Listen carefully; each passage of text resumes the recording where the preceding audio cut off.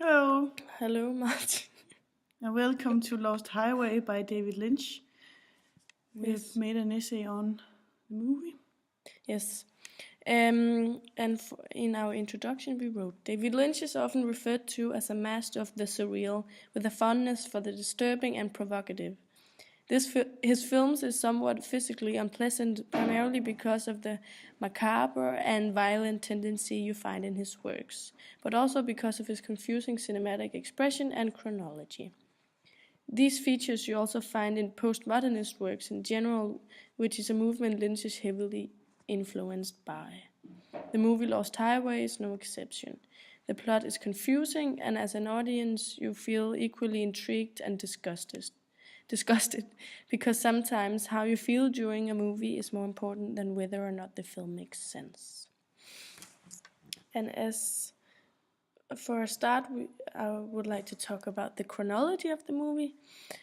And I wrote, as mentioned, the chronology is especially difficult to comprehend. The movie moves in different places at different moments, and you're never quite sure at what time or with whom you are subsisting. At first, we follow a middle aged man called Fred who's concerned that his wife is cheating on him.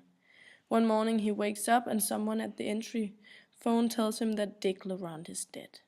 However, as we discover in the end, it is in fact himself speaking into the entry phone.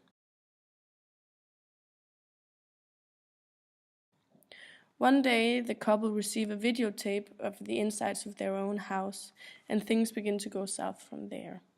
After consulting and showing these tapes to the police, you feel the policeman's suspicion, and rightfully so.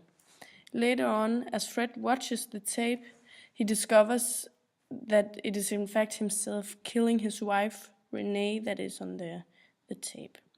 Now locked up for the murder of his wife, something unbelievable happens. He transforms / trades places with another guy called Pete Dayton. What that means we will discuss in the paragraph below. After Fred transforms into Pete, you can choose to watch the movie in a linear chronological order.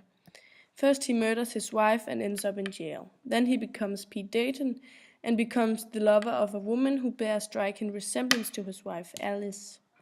Then he kills Andy after being told so by Alice, who then chooses to leave Pete. Pete then becomes Fred again, and then he kills Dick Laurent because he is having sex with his wife, Renee. Now, if you chose this lesser abstract view on the chronology, this would make sense if you interpret that all of the entire movie is actually a fantasy of Fred's, and it all exists in his mind. It is a way of comprehending with the fact that he either killed his wife and has to spend a lot of time in a lonely cell, or the fact that their loveless marriage and his feeling of inadequacy towards himself forces him to make up an alternative persona where he can act out his frustrations. Yes. Yes. Skal vi stoppe den der, fordi så er det lettere at klippe i.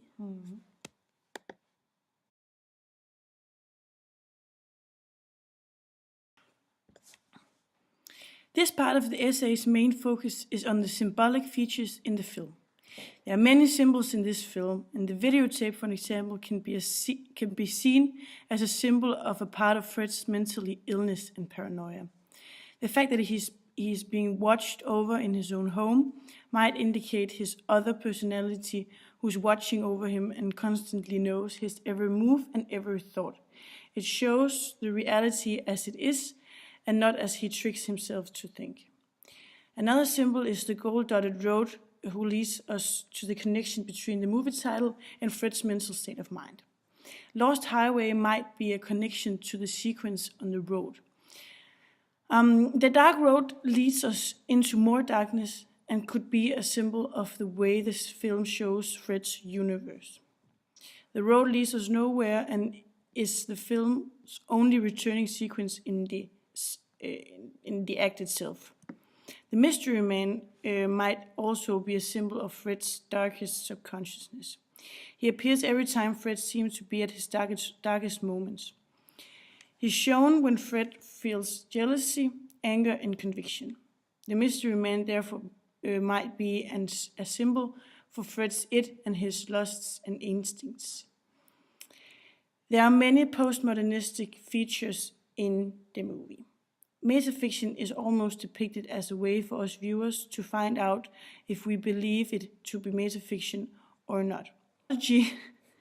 The dramaturgy, the chronology is very confusing, and after seeing the film, we are very confused and definitely have food for thoughts.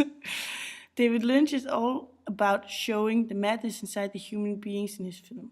Take Blue Velvet for an example. Personality disorders, traumatized characters, and the confusing dramaturgy makes some of David Lynch's trademarks in his movie.